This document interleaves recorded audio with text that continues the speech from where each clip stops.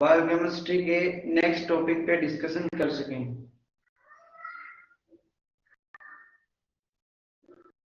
एक बार कमेंट करके बताएं।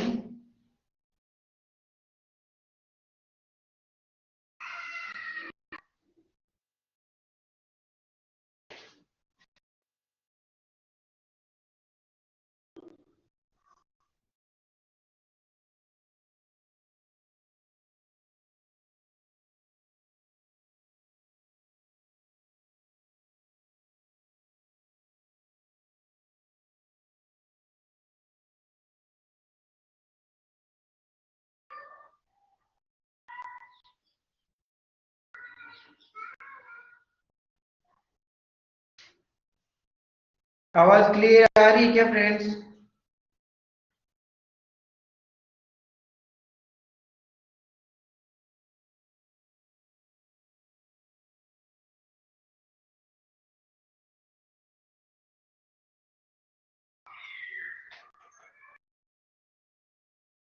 तो देखो, अपन ने सबसे पहले बायोकेमिस्ट्री की जो कार्बोहाइड्रेट टॉपिक है उस बारे में बात कर ली। ये आपके जो मोस्ट इम्पोर्टेंट पोर्शन है, इसमें से भी क्वेश्चन मिलते हैं। उसके अलावा न्यूक्लिक एसिड के मेटाबॉलिज्म की उसमें अपन ने गाउट पढ़ा था। इसके अलावा जो पेनक्रियाटिक एंजाइम्स हैं उनके डायग्नोस्टिक इम्पोर्टेंस हैं, उनके बारे में अपन बात की। उसके बाद में जो गैस्ट्रिक जूस है उसके बारे में बात की अपन ने, उसका क्या क्या क्या डायग्नोस्टिक इम्पोर्टेंस है। उसके अलावा आज अपन बात करने जा रहे हैं लिपिड्स की।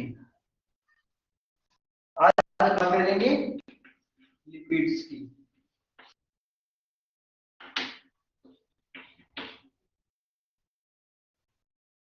अपने सिलेबस में लिपिड का डाइजेशन, अब्जॉर्प्शन, उसके अलावा इसका मेटाबॉलिज्म, कीटोन बॉडीज कैसे बनती हैं, उसके अलावा जो कोलेस्ट्रॉल है उसका भी मेटाबॉलिज्म दे रखा है। कोलेस्ट्रॉल का सिंथेसिस है, बायोडिग्रेडेशन है। इन सबको अपन पढ़ने से पहले इसका सबसे पहले अपने को बेसिक नॉलेज होना बहुत जरूरी है। तो देखिए अपन स्टार्ट करते हैं। हाँ, तो लिपिड्स क्या होते हैं? लिपिड्स मेनली इसकी आप परिभाषा क्या लिखोगे? सबसे पहले आपको यहाँ पे लिखना है डेफिनेशन।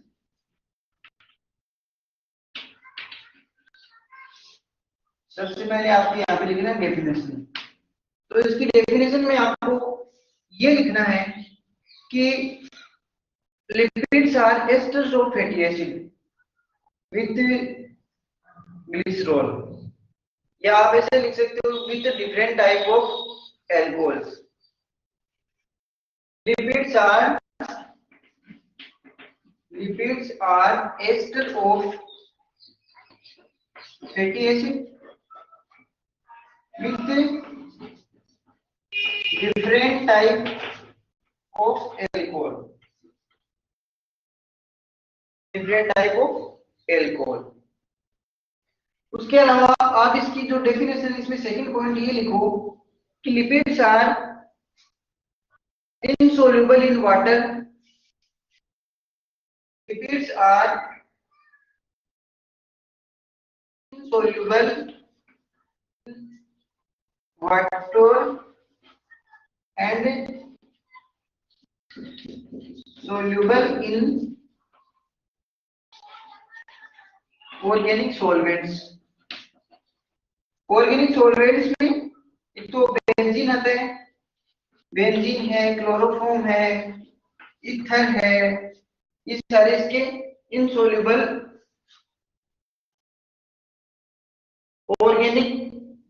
ऑर्गेनिक सॉल्वेंट्स हैं। ये ऑर्गेनिक सॉल्वेंट्स जैसे कि बेंजीन है, ईथर है, क्लोरोफॉर्म है, ये सब क्या है? इनऑर्गेनिक सॉल्वेंट्स हैं। इनमें जो लिपिड के मॉलिक्यूल्स होते हैं, फैट के मॉलिक्यूल्स होते हैं, वो सोल्यूबल होते हैं, जबकि वाटर में इनसोल्यूबल होते हैं।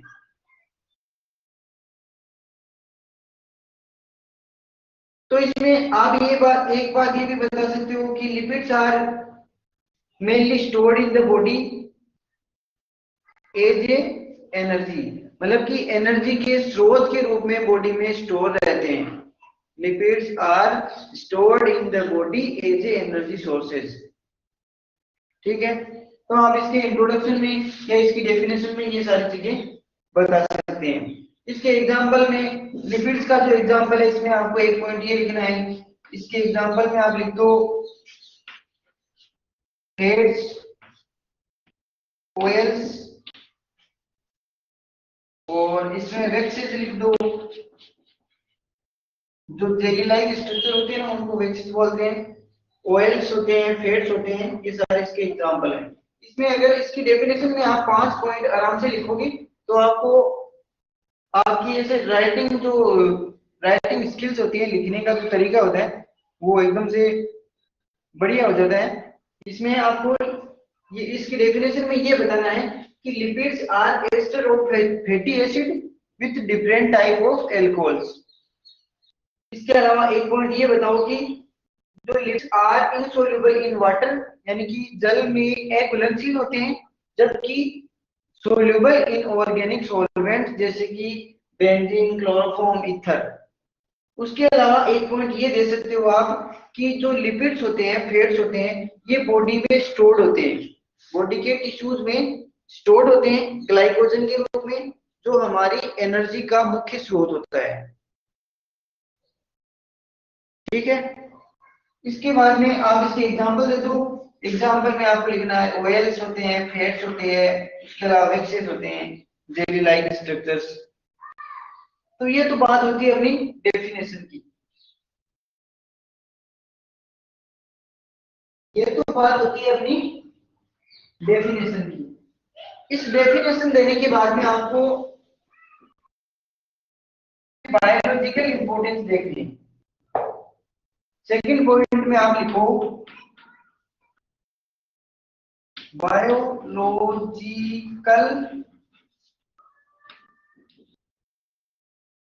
Importance, biological importance of lipid.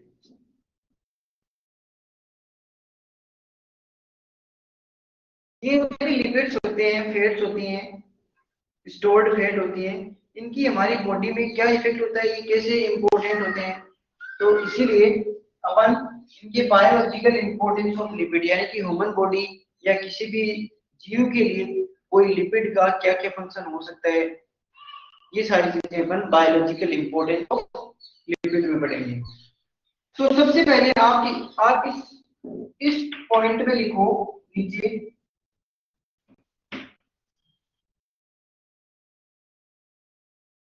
lipids are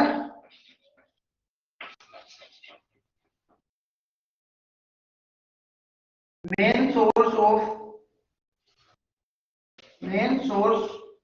of energy। मतलब कि जो ये लिपिड्स होती हैं, फैट्स होती हैं, ये बॉडी के लिए एनर्जी का, ये जो ऊर्जा होती है उसका मुख्य स्रोत होती है। इसमें आपको लिखना है कि 9.5 कैलोरी 9.5 कैलोरी पर ग्राम। जो 1 ग्राम फैट्स होती है, 1 ग्राम ऑयल्स होते हैं, जो लिपिड्स होती है, उसके द्वारा 9.5 कैलोरी ऊर्जा मिलती है। 9.5 कैलोरी ऊर्जा मिलती है, जबकि ये तो होती है फैट्स के लिए,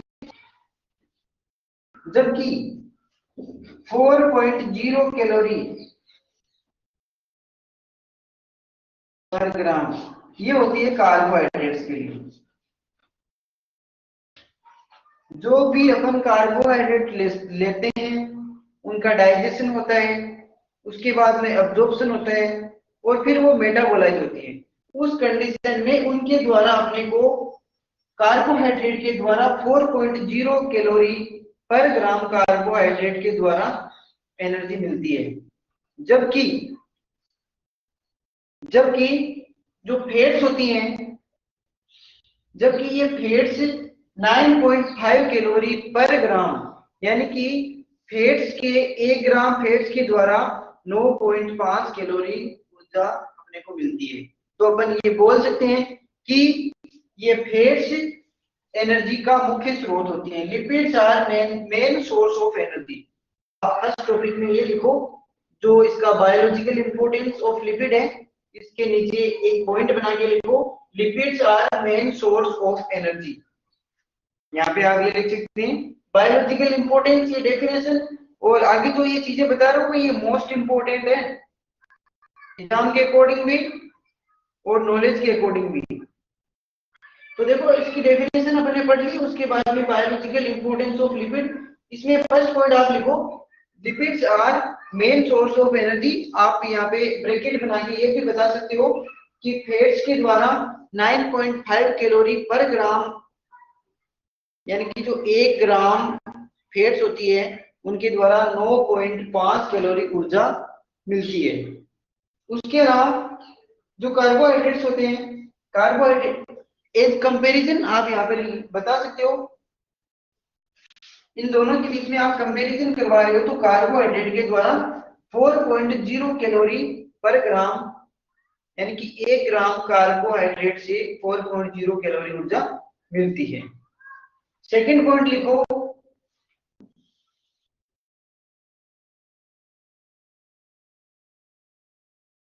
लिपिड्स आर, सेकंड पॉइंट लिखना है इसका,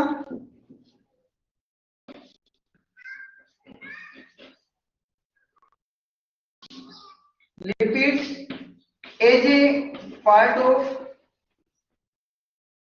membranous structure,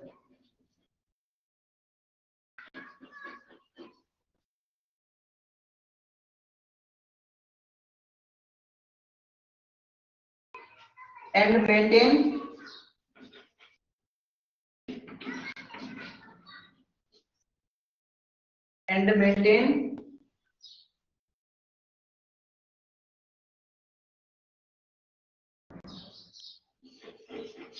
cell membrane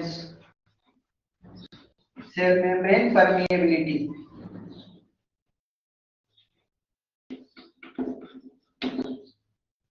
आपको जो सेकंड पॉइंट है उसमें ये लिखना है कि lipids as a part of membranous structure. अब आपको पता है कि कोई भी सेल होती है, सेल में सेल वॉल होती है, सेल मेम्ब्रेन होती है, सेल मेम्ब्रेन में लिपिड्स प्रेजेंट होते हैं, ग्लाइकोलिपिड होती है, फॉस्फोलिपिड होती है, ये सारी जो मेम्ब्रेन की स्ट्रक्चर फॉर्म करती है, ये लिपिड्स होती हैं, मेम्ब्रेन की स्ट्रक्चर फॉर्म करती है। तो इसका बायोलॉजिकल इंपॉर्टेंस ये भी हो गया, लिपिड्स का बायोलॉजिकल इंपॉर्टेंस ये भी हो गया कि ये किसी भी सेल की मेम्ब्रेन में एक स्ट्रक्चर फॉर्म में या उसकी स्ट्रक्चर को फॉर्म करती है। और जो मेम्ब्रेन की सेल मेम्ब्रेन की परमिएबिलिटी होती है, मतलब कि जो जो इलेक्ट्रोलाइट्स होते हैं या फिर अदर जो इंपॉर्टेंट फ्लूइड्स होते हैं उनका ट्रांसपोर्टेशन सेल से बाहर और अंदर की तरफ करते रहते हैं, ये होती है सेल मेम्ब्रेन परमिएबिलिटी। तो सेकंड फंक्शन में आप, फर्स्ट फंक्शन में आपने लिखा कि ये मुख्य एनर्जी का जो मेन सोर्स होते हैं और 9.5 कैलोरी पर ग्राम के द्वारा अपने को ऊर्जा मिलती है। इसके बाद में सेकंड पॉइंट लिखो, as a part of membranous structure, यानी कि ये किसी भी सेल की मेम्ब्रेन की स्ट्रक्चर को मेंटेन करते हैं, उसकी स्ट्रक्चर में लिपिड्स प्रेजेंट होते हैं। उसके अलावा ये सेल मेम्ब्रेन की परमिएबिलिटी को रेगुलेट या मेंटेन करते हैं। उसके अलावा आप थर्ड पॉइंट पे लिखो, थर्ड पॉइंट में आपको ये लिखना है कि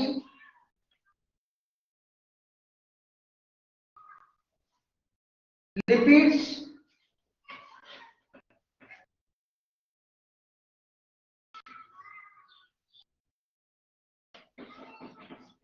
work as thermal insulator, thermal insulator. अच्छा देखो, नाम से ही पता चल रहा है कि एक नाम आया थर्मल इंसुलेटर, इंसुलेशन। इसका मीन ये हुआ, इंसुलेशन का मीन ये हुआ कि कोई भी ऑर्गन है, कोई भी ऑर्गन है, जैसे कि मान लो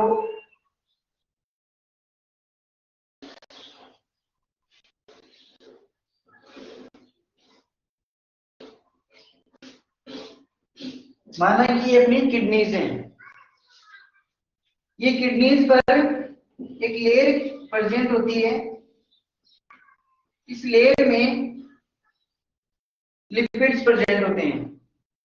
ये जो किडनीज होती हैं या फिर जो इंटरनल स्ट्रक्चर जो भी होती है, हार्ट मान लो या स्टोमक मान लो, इसके अलावा लीवर मान लो, पेनक्रियाज मान लो, जो भी जितने भी जो ऑर्गन्स होते हैं, इंटरनल ऑर्गन्स होते हैं, उन पर लिपिड्स का इंसुलेशन होता है। लिपिड्स जो फैट्स होती हैं वो प्रेजेंट होती है, ये इंसुलेटर के रूप में वर्क करती है, मतलब कि ये इंटरनल ऑर्गन्स को प्रोटेक्ट करने का फंक्शन भी करती है। अपना जो बायोलॉजिकल इंपॉर्टेंस ऑफ लिपिड है उसमें थर्ड पॉइंट में आप लिखेंगे कि lipids work as a thermal insulator, यानी कि जो बॉडी के इंटरनल ऑर्गन्स की प्रोटेक्शन के लिए थर्मल इंसुलेटर के रूप में लिपिड्स फंक्शन करती है। इसके अलावा जो फोर्थ पॉइंट है इसमें आप लिखेंगे, 3 पॉइंट अपन इसमें लिख चुके हैं, सबको समझ में आ रहा है क्या? एक बार कमेंट करके बताएं प्लीज।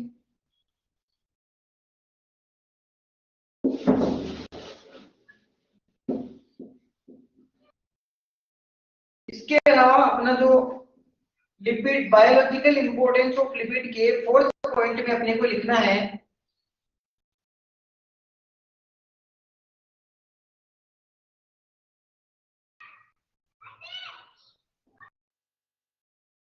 आपने बताया कि वेक्स क्या होते हैं।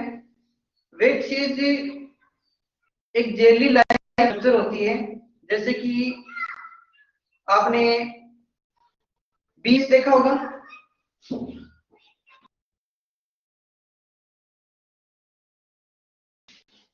मधुमक्खियों का जो छाता होता है मधुमक्खियों का, वो बी वेक्स होता है, और उसमें जो जो लिक्विड प्रेजेंट होता है, जो शहद होता है, उसको वेक्स बोलते हैं। वो भी एज ए फेट या मोम लाइक स्ट्रक्चर होती है, उसको बोलते हैं वेक्स। जेली लाइक या मोम लाइक स्ट्रक्चर होती है, उसको बोलते हैं वेक्स, और वो भी लिपिड्स में ही आते हैं। तो चल आगे चलते हैं। बी वेक्स बोलते हैं, मधुमक्खियों का जो छाता होता है ना उसको बोलते हैं बी वेक्स। इसका जो फोर्थ पॉइंट अपन देख रहे हैं बायोलॉजिकल इंपॉर्टेंस ऑफ लिपिड में, तो आप इसमें ये लिखो, lipids are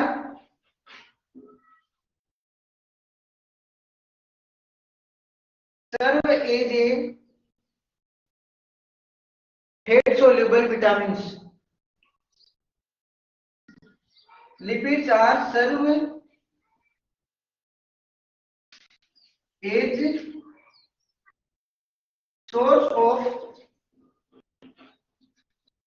source of vitamins.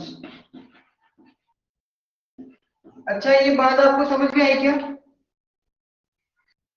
इस बात का मीन ये हुआ, अपने यहाँ पे लिखा है कि they are serve as a source of vitamin, यानी कि इसका मीन है, यानी कि जो लिपिड्स होते हैं, लिपिड्स विटामिन का सोर्स होती है। ये बात अपन ने कही है। ये बात कैसे होगी? ये बात इसे ऐसे होगी कि जो फैट सोल्यूबल विटामिन होती है, फैट सोल्यूबल विटामिन कौन कौन सी होती है, और वाटर सोल्यूबल विटामिन कौन सी होती है?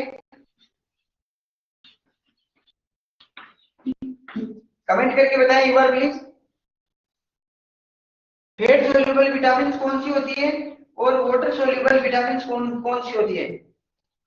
अगर आपको कोई क्वेश्चन किया जाए तो उसका आंसर अगर आप दोगे ना, तो क्लास लेने का मजा ही कुछ अलग होता है। तो मैं बता देता हूँ, फैट सोल्यूबल विटामिन होती है ए, डी, ई और के। Vitamin A, vitamin D, vitamin E and vitamin के, ये तो होती है फैट सोल्यूबल विटामिन, जो अपने जो लिपिड होते हैं, अपनी जो फैट होती है बॉडी में, उसमें सोल्यूबल होती है। जबकि जो विटामिन सी होती है, vitamin B and vitamin C, ये दो विटामिन बॉडी में वाटर सोल्यूबल होती है। ये दोनों विटामिन बॉडी में वाटर सोल्यूबल होती है।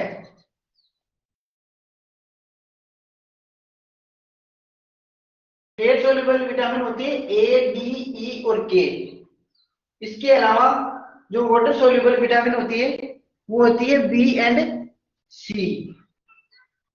अब अपन ये बात कर रहे थे, they are serve as a source of vitamin, यानी कि जो लिपिड्स होते हैं वो वो विटामिन का सोर्स होते हैं। अब आपको बता दूं कि फेट सोल्यूबल विटामिन का सोर्स होती है, ये जो बॉडी में फेट प्रेजेंट होती है, इस फेट में vitamin A, D, E, A present होती है, इसलिए अपन ने इसको विटामिन का स्रोत भी माना है। इसीलिए हमने विटामिन का स्रोत भी माना है इसको। ठीक है, तो जो फिफ्थ पॉइंट है अपन ये देख सकते हैं,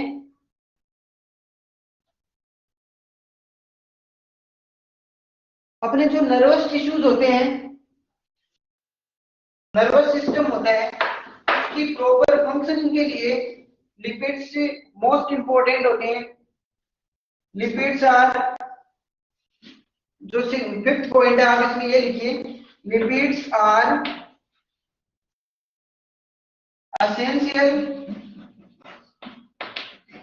essential for proper functioning of, lipids are essential for proper functioning of nervous system।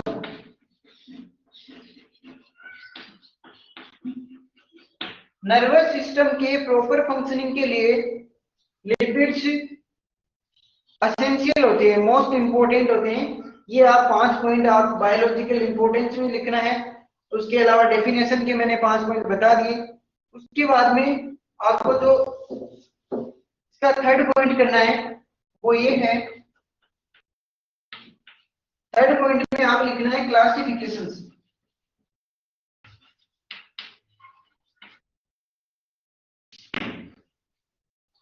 मैं ये जो बातें बता रहा हूँ, अगर ये एग्जाम में आती हैं या डायरेक्टली आती है या फिर इनडायरेक्टली आती है, तो आप इस टॉपिक में से कुछ भी, हर कुछ चीज भी, कैसा भी क्वेश्चन आए आप आराम से हैंडल कर सकते हो।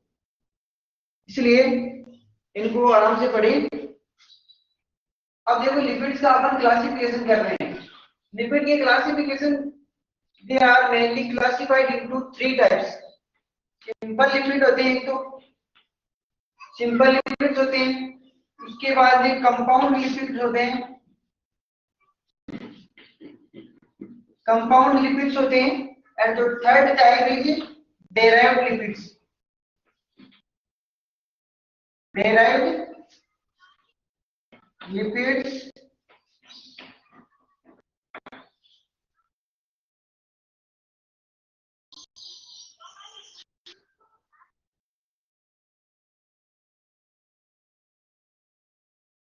Very good. अब देखो ये इसका क्लासिफिकेशन है, सिंपल लिपिड है, कंपाउंड लिपिड है और उसके अलावा डेराइव्ड लिपिड है। इसमें आप इसके एग्जांपल लिखो। एग्जांपल लिखना आपको, फैट्स होती है, ऑयल्स होते हैं, बस ये 2 एग्जांपल आप इसमें लिख सकते हो। इसके अलावा इसमें आपको एग्जांपल लिखना है फॉस्फोलिपिड, फॉस्फोलिपिड और ग्लाइकोलिपिड, ग्लाइकोलिपिड। उसके अलावा देखो इस फॉस्फोलिपिड में फॉस्फेट ग्रुप इसमें जुड़ा हुआ होता है, इसलिए इसको फॉस्फोलिपिड बोल दिया। ग्लाइकोलिपिड में ग्लाइकोजन मॉलिक्यूल्स अटैच होते हैं। उसके अलावा लिपोप्रोटीन्स हैं, ये जो लिपोप्रोटीन्स हैं इनको सल्फोलिपिड भी बोलते हैं। सॉरी, लिपोप्रोटीन्स है, लिपो, ये जो प्रोटीन के साथ में लिपिड कनेक्ट होता है उस कंडीशन को बोलते हैं लिपोप्रोटीन। और के अलावा सल्फोलिपिड्स होते हैं, सल्फोलिपिड्स ये इनके कंपाउंड एग्जांपल बता रहा हूं, फॉस्फोलिपिड, ग्लाइकोलिपिड, लिपोप्रोटीन्स और सल्फोलिपिड। सल्फोलिपिड की आपको बात बता दूं कि ये ब्रेन की स्ट्रक्चर में प्रेजेंट होते हैं सल्फोलिपिड्स। इनमें सल्फेटाइड ग्रुप प्रेजेंट होता है। इसके अलावा देखो आपको एक बात यहाँ ये बतानी है, जो सिंपल फैट्स एंड ऑयल्स होते हैं, वो जो ऑयल्स होते हैं वो रूम टेम्परेचर पर लिक्विड फॉर्म में होते हैं, जबकि फैट्स क्या होते हैं, रूम टेम्परेचर पर सॉलिड फॉर्म में प्रेजेंट होते हैं। रूम टेम्परेचर पर सॉलिड फॉर्म में प्रेजेंट होते हैं। The fats and oils are different only their physical property. The fats are solid at room temperature, but oils are liquid at room temperature. इसके अलावा आपको जो ये डेराइव्ड लिपिड लिखा है, डेराइव्ड लिपिड के एग्जांपल में आपको लिखना है, कुछ स्टेरॉइड्स आते हैं, स्टेरॉइड हार्मोन्स आते हैं। उसके अलावा आप लिख सकते हो उसके अलावा आप कोलेस्ट्रॉल लिख सकते हो। ये इनके एग्जांपल हैं, तो ये आप अच्छे से पढ़ें। ये इनका क्लासिफिकेशन है। सबसे पहले लिपिड में अपन ने definition, biological importance of lipid, उसके बाद में क्लासिफिकेशन पढ़ा। इस क्लासिफिकेशन में आपको लिपिड के बारे में ये 3 क्लासिफिकेशन लिखने और उनके एग्जांपल लिखने और बेसिक नॉलेज आपको पता होना चाहिए। अब जो अपना main and most important topic upon start करने वाले हैं, वो है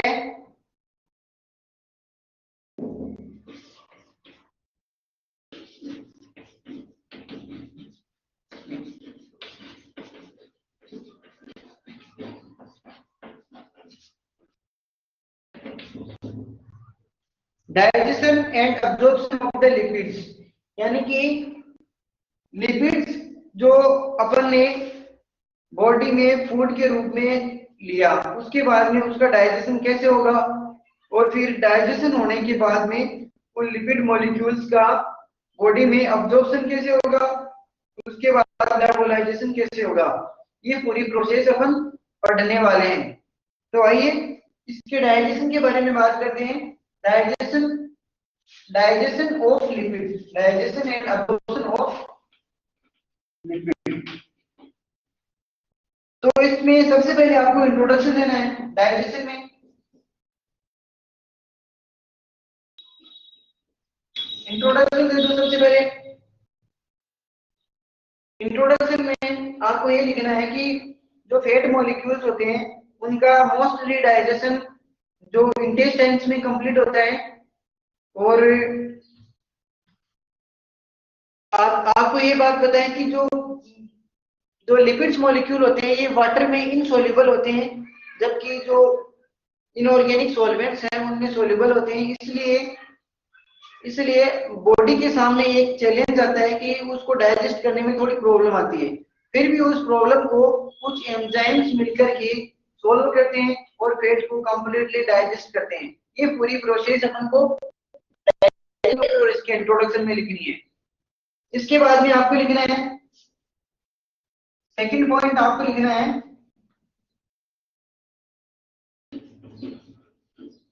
सोर्सेज ऑफ लिपिड्स। यानी कि लिपिड के कौन कौन से सोर्स होते हैं, स्रोत क्या क्या है, अपने को फैट कहाँ से मिलता है, फैट अपने को कहाँ से मिलता है, ये पूरी प्रोसेस सोर्सेज ऑफ लिपिड में पढ़ेंगे। तो सबसे पहला पॉइंट आता है इसमें एनिमल सोर्सेज, एंड जो सेकंड पॉइंट आता है वो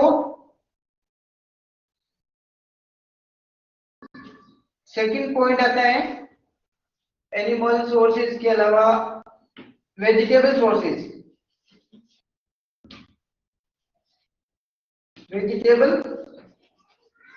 सोर्सेज। इसमें आपको एनिमल सोर्सेज में ये लिखना है कि एनिमल सोर्सेज के द्वारा अपने को बटर है, मिल्क है, कर्ड है, ये सारे अपने को मिलते हैं और इनसे इनसे अपने को लिपिड्स प्राप्त होती है। इसके अलावा जो वेजिटेबल सोर्सेज है, जैसे कॉटन सीड ऑयल है और सनफ्लावर ऑयल है, ये इन सारों के द्वारा अपने को जो लिपिड प्राप्त होते हैं उनको vegetables oil, vegetable sources of lipids बोलते हैं। इसके अलावा थर्ड पॉइंट में बात करनी है आपको, थर्ड पॉइंट में ये बात करनी है stages of digestion and absorption.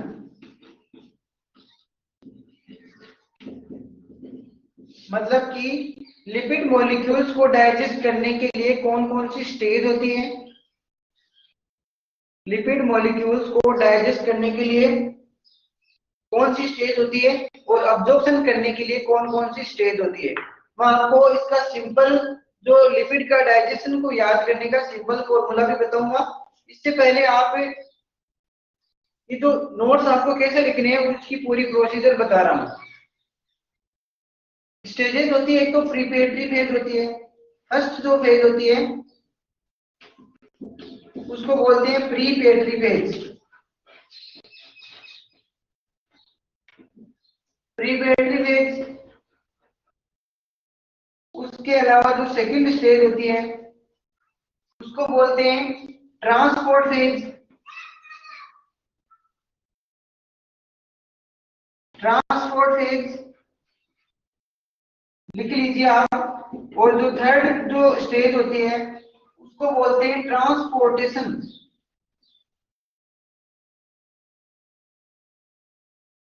Transportation phase.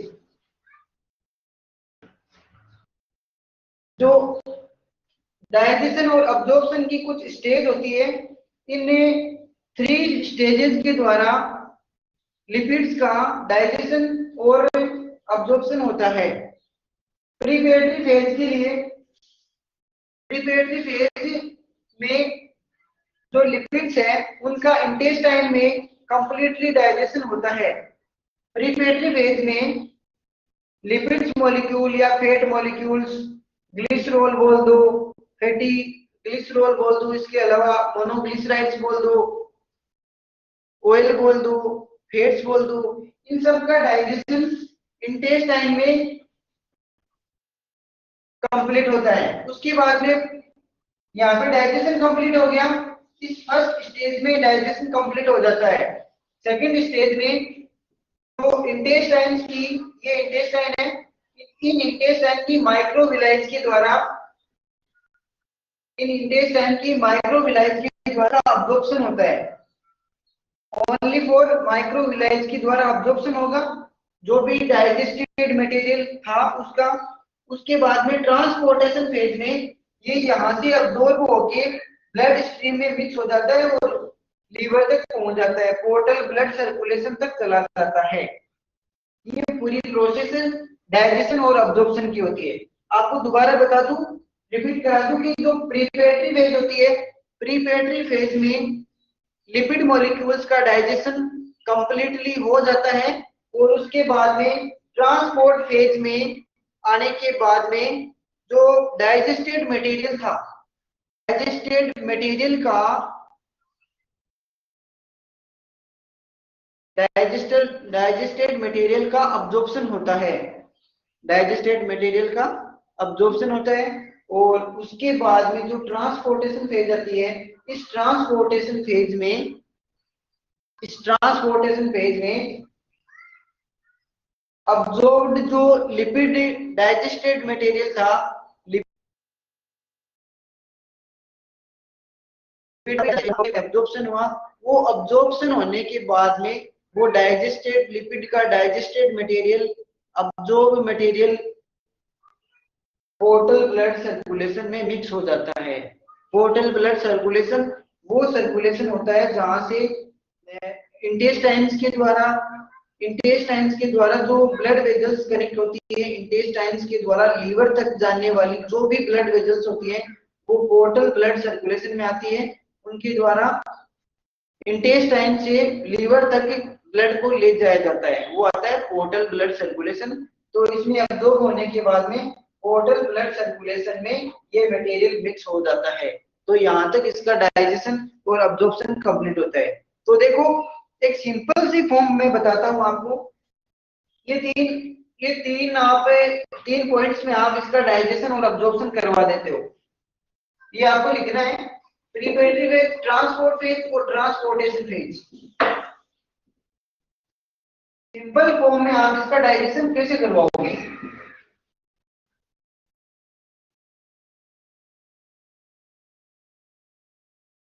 इसका डाइजेशन करवाने के लिए सबसे पहले अपने पास बक्कल कैविटी है।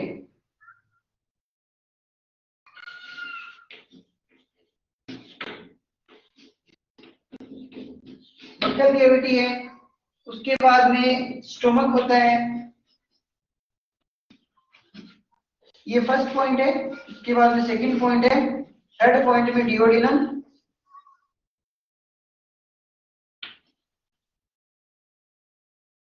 जो बक्कल कैविटी होता है उसमें एब्नस ग्लैंड के द्वारा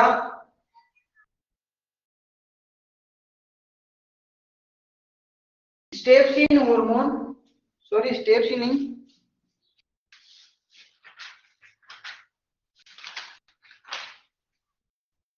लिंगुअल लाइपेज, बक्कल कैविटी की जो एब्नस ग्लैंड होती है, बक्कल कैविटी की एब्नस ग्लैंड के द्वारा लिंगुअल लाइपेज एंजाइम निकलता है। ये लिंगुअल लाइपेज एंजाइम की मेन फंक्शन ये होता है कि ये एंजाइम 4 से 4.0 टू 4.4 पीएच तक ही वर्क करता है, जबकि माउथ में इसकी पीएच ज्यादा होती है। और ये जो लिंगुअल लाइपेज है फेट्स में मिक्स होने के बाद में स्टोमक में जाता है, स्टोमक में जाने के बाद में थोड़ा बहुत फंक्शन फॉलो करता है।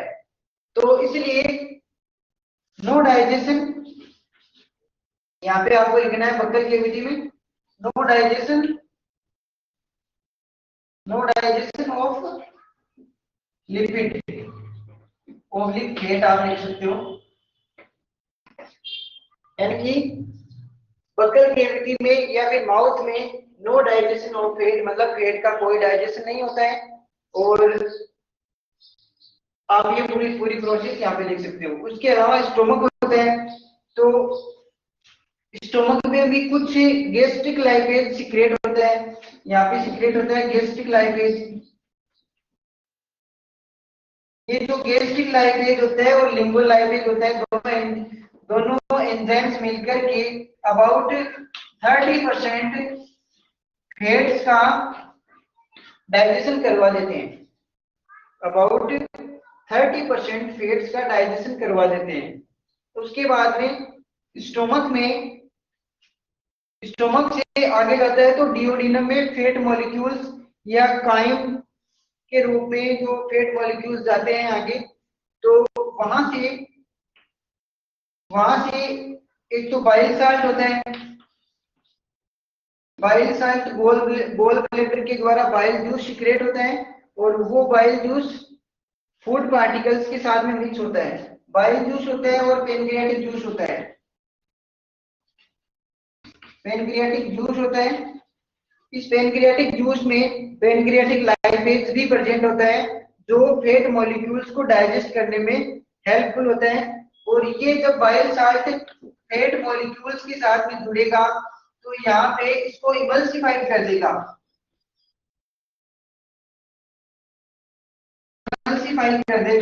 इमल्सिफाई का मेन ये होता है कि जो बड़े बड़े फैट मॉलिक्यूल्स के जो पार्टिकल्स होते हैं, बड़े फैट मॉलिक्यूल्स के पार्टिकल्स का स्मॉल पार्टिकल्स में कन्वर्जन इमल्सिफिकेशन कहलाता है। बाइल साल्ट और पेनक्रियाटिक जूस आपस में फैट मॉलिक्यूल के साथ में कंबाइन होकर के इमल्सिफाइड कर देते हैं, और इमल्सिफाई किया हुआ फैट मॉलिक्यूल्स डाइजेस्ट हो जाता है। ये पूरी प्रोसेस आती है डाइजेशन ऑफ लिपिड मॉलिक्यूल्स। तो आज के लिए बस इतना ही, मिलते हैं कल की क्लास में। तो thank you so much class.